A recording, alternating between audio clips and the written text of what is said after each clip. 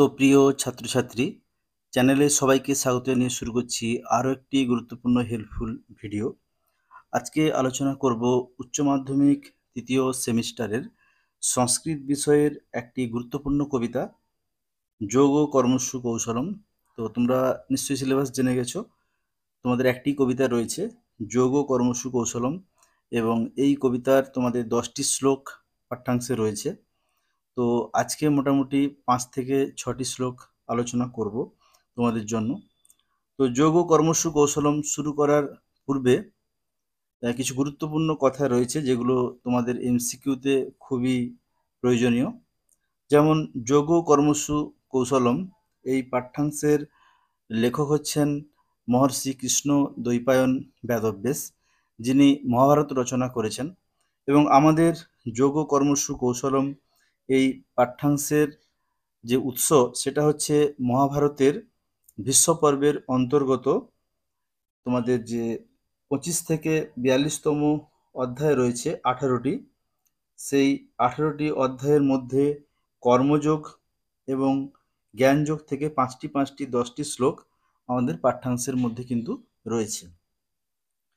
তো মহর্ষি কৃষ্ণ দ্বৈপায়ন বেদব্যাস, যিনি মহাভারত রচনা করেছেন, এবং মহাভারতের ভীষ্ম পর্বে যেখানে শ্রীকৃষ্ণের মুখনিসৃত বাণী, যেখানে আমরা দেখেছি কুরুক্ষেত্রের যুদ্ধে পাণ্ডব এবং কৌরবদের মধ্যে যে কুরুক্ষেত্রের যুদ্ধ হয়, তাতে অর্জুন বিপক্ষীয় জ্ঞাতিভ্রাতা বা পিতৃব্যদের দেখে তিনি যুদ্ধ করতে অনিচ্ছা প্রকাশ করেন। তাই সেখানে শ্রীকৃষ্ণ কিন্তু ওনাকে যে নীতিকথা বলেছিলেন বা যে উপদেশ দিয়েছিলেন সেটাই কিন্তু গীতা বা শ্রীমদ্ ভগবদ্গীতা নামে পরিচিত। তো এই গীতার টোটাল শ্লোক সংখ্যা হচ্ছে 700টি, তাই গীতাকে সপ্তশতী বলা হয়। এবং এই 700টি শ্লোকের মধ্যে শ্রীকৃষ্ণ কথিত শ্লোক রয়েছে 574টি, এবং অর্জুন কথিত শ্লোক রয়েছে 85টি, সঞ্জয় কর্তৃক শ্লোক রয়েছে 40টি, ধৃতরাষ্ট্র কথিত শ্লোক রয়েছে 1টি। তো এইভাবে টোটাল 700টি শ্লোক আছে। তো আমাদের যেটা পাঠ্যাংশে রয়েছে 10টি শ্লোক, তো কর্মযোগ এবং জ্ঞানযোগ। তো গীতার যে অধ্যায়গুলো সেগুলোকে যোগ বলা হবে। তো গীতার যে 18টি অধ্যায় রয়েছে সেগুলো তোমরা পরপর অবশ্যই পড়বে। যেমন প্রথম অধ্যায় অর্জুন বিষাদ যোগ, দ্বিতীয় অধ্যায় সাংখ্য যোগ, তৃতীয় অধ্যায় কর্মযোগ, চতুর্থ অধ্যায় জ্ঞান যোগ, পঞ্চম অধ্যায় সন্ন্যাস যোগ, ষষ্ঠ অধ্যায় ধ্যান যোগ। এইরকম করে শেষ অধ্যায় যেটা 18 নম্বর, সেটা হচ্ছে মোক্ষ সন্ন্যাস যোগ। টোটাল 18খানা তোমাদের অধ্যায় রয়েছে।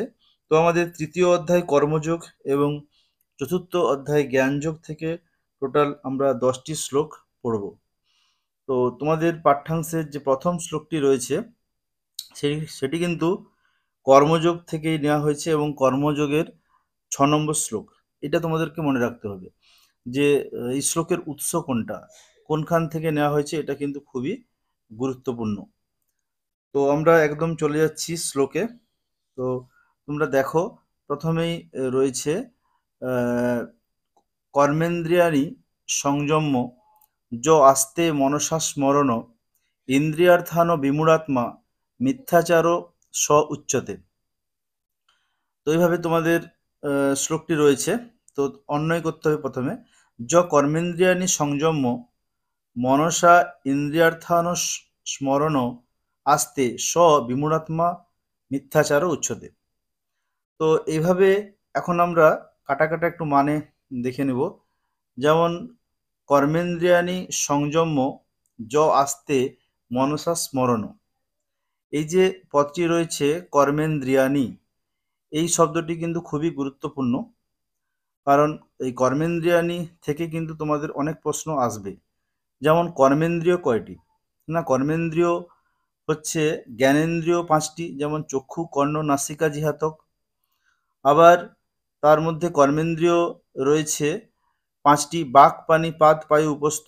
এছাড়া অন্তরেন্দ্রিয় রয়েছে, যেমন মন, বুদ্ধি, অহংকার ইত্যাদি। তো ইন্দ্রিয়র মধ্যে এই ভাগগুলো রয়েছে, এখানে কর্মেন্দ্রিয় রয়েছে। তো কর্মেন্দ্রিয়কে যিনি সংযত করবেন, সংযম মানে সংযত, য আস্তে মনসা স্মরণ, অর্থাৎ যে ব্যক্তি কর্ম সমূহকে সংযত করে মনে মনে কি করবেন না ওই বিষয়গুলিকে, ইন্দ্রিয়ের যে বিষয়গুলি সেগুলোকে মনে মনে স্মরণ করবেন বা চিন্তা করবেন, ইন্দ্রিয়ার্থান বিমূঢ়াত্মা মিথ্যাচারও স উচ্যতে। অর্থাৎ তাকেই মিথ্যাচারী বলা হয়েছে, যিনি এই যে ইন্দ্রিয়গুলি রয়েছে এগুলোকে কি করবেন না মনে মনে চিন্তা করবেন। তো আমি আরেকটু বলে দিই ভালো করে, যে ব্যক্তি কর্ম বা ইন্দ্রিয় সমূহকে, এই যে পঞ্চ জ্ঞানেন্দ্রিয়, পঞ্চ কর্মেন্দ্রিয় বা অন্তরেন্দ্রিয়, এগুলোকে সংযত না করে মনে মনে ইন্দ্রিয়গুলিকে স্মরণ করবেন, সেই ব্যক্তিকে বিমূঢ়াত্মা বা কপটচারী বা মিথ্যাচারী, এখানে শ্লোকে যে কথাটি তোমাদেরকে বলা রয়েছে, এই যে মিথ্যাচার কথাটা, মিথ্যাচার অর্থাৎ কপটচারী, এটাই মূল বক্তব্য, তাকেই বলা হয়েছে। তাহলে এখান থেকে তোমাদের কিন্তু অনেক প্রশ্ন পড়বে, যেমন কর্মেন্দ্রিয় কয়টি বা ইন্দ্রিয় কয়টি, বা মনসা শব্দের অর্থ কি মনে মনে, বা বিমূঢ়াত্মা শব্দের অর্থ কি, বা মিথ্যাচার শব্দের অর্থ কি। যাই হোক, যখন এমসিকিউ করব তখন আমরা আর একটু ভালো করে আলোচনা করব। তো এরপরে আমরা চলে যাব দ্বিতীয় শ্লোকে। দ্বিতীয় শ্লোকটি তোমাদের নেওয়া হয়েছে কর্মযোগ থেকে, এবং এটি কর্মযোগের 15তম শ্লোক। তো এখানে বলা হচ্ছে যে কর্ম ব্রহ্মোদ্ভবং বিদ্ধি ব্রহ্মাক্ষর সমুদ্ভবম তস্মাৎ সর্বগতং ব্রহ্ম নিত্যং যজ্ঞে প্রতিষ্ঠিতম। অর্থাৎ কর্ম ব্রহ্ম, কর্ম ব্রহ্মোদ্ভবং, অর্থাৎ কর্ম বেদ থেকে উৎপন্ন হয়েছে বলে মনে করতে হবে। কর্ম কোথা থেকে উৎপন্ন হয়েছে মনে করতে হবে না, এই কর্ম বেদ থেকে উৎপন্ন হয়েছে বলে মনে করতে হবে। তারপরে বলা হচ্ছে ব্রহ্ম অক্ষর সমুদ্ভবম। তো ব্রহ্ম অক্ষর সমুদ্ভবম বলতে, অক্ষর বলতে এখানে বেদ বা পরমেশ্বর থেকে উৎপন্ন, ব্রহ্ম অর্থাৎ বেদ পরমেশ্বর থেকে উৎপন্ন। এরপরে রয়েছে তস্মাৎ সর্বগতং ব্রহ্ম নিত্যং যজ্ঞে প্রতিষ্ঠিতম। এই যে অংশটি রয়েছে এর অর্থ হচ্ছে সর্বপ্রকাশ বলে, অর্থাৎ সর্বপ্রকাশ বলে সর্বব্যাপী নিত্য ব্রহ্ম নিয়তই যজ্ঞে প্রতিষ্ঠিত। অর্থাৎ এই সর্বগত ব্রহ্ম নিত্য যজ্ঞে প্রতিষ্ঠিত হয়। তাহলে কি হলো না, প্রথমত যদি আমরা বলি কর্ম ব্রহ্মোদ্ভবম, অর্থাৎ কর্ম ব্রহ্ম বা বেদ থেকে উৎপন্ন বলে জানতে হবে বা মনে করতে হবে। ব্রহ্ম সমুক্ষরম, আবার ব্রহ্ম বা বেদ পরমেশ্বর থেকে উৎপন্ন। তস্মাৎ সর্বগতং ব্রহ্ম, তাই এই সর্বব্যাপী বা সর্বপ্রকাশক ব্রহ্ম নিত্য যজ্ঞে প্রতিষ্ঠিত, অর্থাৎ নিয়তই যজ্ঞে প্রতিষ্ঠিত হয়। এরপরে আমরা চলে যাব তৃতীয় শ্লোকে। তো তৃতীয় যে শ্লোকটি তোমাদের রয়েছে, এই শ্লোকটি কিন্তু জ্ঞানযোগ থেকে নেওয়া হয়েছে, জ্ঞানযোগের 24তম শ্লোক। তো এখানে বলা হচ্ছে ব্রহ্মার্পণং ব্রহ্ম হবি ব্রহ্মাগ্নৌ ব্রহ্মণাহুতম ব্রহ্মৈর্ব তেন গন্তব্যং ব্রহ্ম কর্ম সমাধিনা। তাহলে এর অন্য যেটা রয়েছে অর্পণং ব্রহ্ম, অর্থাৎ অর্পণ হচ্ছে ব্রহ্ম, অর্পণ বলতে দান, দানই হচ্ছে ব্রহ্ম। আর তারপর বলছে হবি ব্রহ্ম, হবি অর্থাৎ ঘৃত, যেটা যাগযজ্ঞে ব্যবহার করা হয়। যেমন ব্রাহ্মণেরা যখন যাগযজ্ঞ করেন তখন এই হবি ব্যবহার করে থাকেন, তাই বলা হয়েছে হবি ব্রহ্ম। তাহলে অর্পণং ব্রহ্ম, হবি ব্রহ্ম, ব্রহ্মণা ব্রহ্মাগ্নৌ হুতং ব্রহ্ম, অর্থাৎ ব্রহ্মস্বরূপ অগ্নিতে হোম ব্রহ্ম। তো ব্রহ্মণা ব্রহ্মগ্নৌ হুতং ব্রহ্ম, অর্থাৎ ব্রহ্মস্বরূপ অগ্নিতে হোম ব্রহ্ম, তেন ব্রহ্ম কর্মণাধীনা ব্রহ্ম এব গন্তব্যম। অর্থাৎ এই কর্মাত্মক ব্রহ্মে চিত্তের একাগ্রতা বিশিষ্ট ব্যক্তি ব্রহ্মপ্রাপ্ত হন, অর্থাৎ অগ্নিযজ্ঞে ব্রহ্ম দৃষ্টি হয় তার ব্রহ্মপ্রাপ্তি ঘটে। তো এই শ্লোকে আমরা দেখলাম যে কিভাবে ব্রহ্মপ্রাপ্তি ঘটে।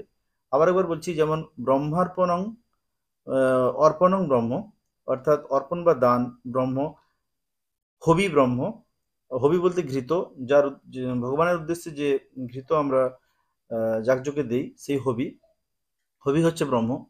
ব্রহ্মণা ব্রহ্মাগ্নৌ হুতম ব্রহ্ম, অর্থাৎ হোমকর্তা ব্রহ্ম, যিনি হোম করছেন তিনিও ব্রহ্ম। তেন ব্রহ্ম কর্মণাধীনা ব্রহ্ম, যিনি ব্রহ্মের কর্মসমূহ করছেন বা যার বাড়িতে সেই কর্মানুষ্ঠান হচ্ছে তিনিও ব্রহ্ম। এব গন্তব্যম, অর্থাৎ তিনি তারও শেষে কিন্তু ব্রহ্মত্ব প্রাপ্তি ঘটে বলে আমাদেরকে মনে করতে হবে। তো এই হচ্ছে এই শ্লোকের বক্তব্য বিষয়। এরপরে আমরা চলে যাব চতুর্থ শ্লোকে। চতুর্থ শ্লোক যেটা রয়েছে এটা কিন্তু জ্ঞানযোগ থেকে নেওয়া হয়েছে, জ্ঞানযোগের 34 নম্বর শ্লোক। তো এখানে কি বলা হচ্ছে, তদ্বিদ্ধি প্রণিপাতেন পরিপ্রশ্নেন সেবয়া উদ্দেক্ষন্তি তে জ্ঞানং জ্ঞানিন তত্ত্বদর্শিনঃ। তাহলে এখানে অন্বয় অনুযায়ী যদি আমরা অর্থ করি তাহলে দাঁড়াবে তত্ত্বদর্শিন জ্ঞানিন তে জ্ঞানম উপদেক্ষন্তি। তত্ত্বদর্শন অর্থাৎ যারা দর্শন শাস্ত্রে প্রবীণ জ্ঞানী ব্যক্তি, তে জ্ঞানম উপদেক্ষন্তি, তারা অবশ্যই জ্ঞান দান করবেন। যারা তত্ত্বদর্শিন জ্ঞানীন, যারা আধ্যাত্মিকভাবে জ্ঞানী ব্যক্তি, তারা জ্ঞানের উপদেশ দিবেন, এটাই স্বাভাবিক। প্রণিপাতেন পরিপ্রশ্নেন সেবয়া তৎ জ্ঞানং বৃদ্ধি। তো সেই জ্ঞানটাকে লাভ করতে গেলে কি করতে হবে না, প্রণিপাতেন, অর্থাৎ তুমি তাদেরকে প্রণাম করবে, পরিপ্রশ্নেন, এবং বারবার প্রশ্ন করতে হবে, সেবয়া তৎ জ্ঞানং বৃদ্ধি, এবং সেবার দ্বারাই কিন্তু জ্ঞানের উপদেশ গ্রহণ করবে। এই কথাই কিন্তু এই শ্লোকে বলা হয়েছে। তো এরপরে পঞ্চম শ্লোক। এই পঞ্চম শ্লোকটি নেওয়া হয়েছে জ্ঞানযোগ 38 নম্বর শ্লোক থেকে। তো এই শ্লোকের বক্তব্য বিষয়ে আমরা বুঝে নেব। তো শ্লোকটি হচ্ছে, নহি জ্ঞানেন সদৃশং পবিত্রমিহ বিদ্যতে তৎ স্বয়ং যোগ সংসিদ্ধ কালেনাত্মনি বিন্দতি। নহি জ্ঞানেন সদৃশং পবিত্রমিহ বিদ্যতে, অর্থাৎ ইহ, এটা যদি আমরা অন্যয় করে সাজাই তাহলে হবে ইহ জ্ঞানেন সদৃশং পবিত্রম নহি বিন্দতে। ইহ বলতে ইহ জগতে, এই মর্ত লোকে, জ্ঞানেন সদৃশং পবিত্রম, জ্ঞানের মতো পবিত্র কোনো কিছুই হতে পারে না।